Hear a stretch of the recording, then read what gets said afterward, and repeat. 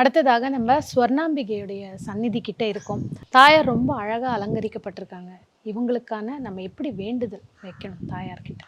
சொர்ணம் அப்படின்னா தங்கம், கனகம் அப்படின்னாலும் தங்கம். அம்பிகை அப்படின்னா சந்திரன். அவ சந்திரனோடு சேர்ந்த சுக்கிரன் அப்படின்னு நம்ம எடுத்துக்கலாம். தங்கம்ங்கிறத குருவாக எடுத்துக்கலாம். ஆபரண தங்கம்னா சுக்கிரனாக வரும்.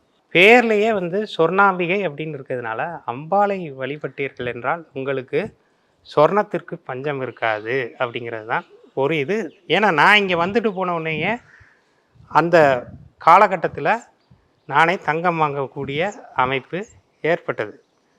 அதே போல் இந்த அன்னையை நீங்கள் வழிபட்டீர்கள் என்றால் அரசு வேலை கிடைக்கும். அரசு சார்ந்த விஷயங்கள் உங்களுக்கு விரைவாக நடக்கும்.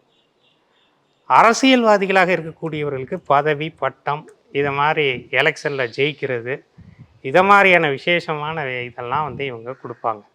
அம்பாள் பார்த்திங்கன்னா அபயகஸ்தம் அப்படின்ற இதில் தான் முத்திரையில் தான் அவங்க இருக்காங்க. நின்ற குளத்தில் இருக்கக்கூடிய அம்பாள்.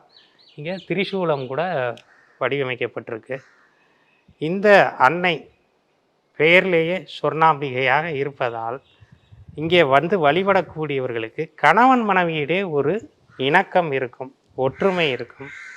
திருமண பாக்கியத்திற்கு தடைபட்டு கொண்டிருக்கக்கூடியவர்கள், குழந்தை பாக்கியத்துக்கு தடைபட்டு கொண்டிருக்கக்கூடியவர்கள், வேலை வாய்ப்பு தடைபட்டு கொண்டிருக்கக்கூடியவர்கள் அனைவருமே சிவனையும் இந்த அன்னையும் வழிபடுவதால் இந்த அன்னை கேட்ட வரங்களை எல்லாம் அருள்பவராக இருக்கின்றார்.